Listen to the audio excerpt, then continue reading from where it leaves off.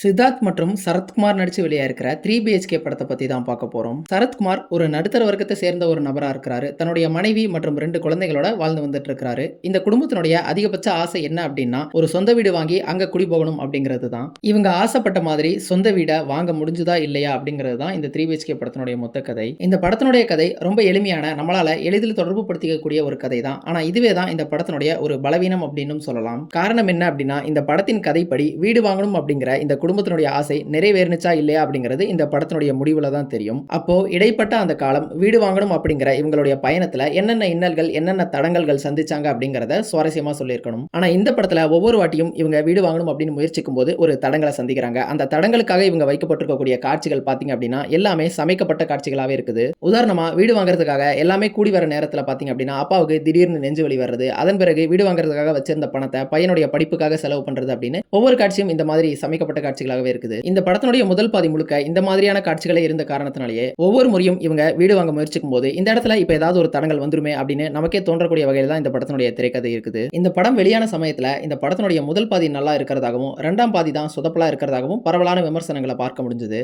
ஆனா தனிப்பட்ட முறையில நான் இந்த படத்தை பார்க்கும் பொழுது இந்த படத்தினுடைய முதல் பாதியில தான் நான் முன்னாடியே சொன்ன மாதிரி புகுத்தப்பட்ட காட்சிகளா இருந்தது.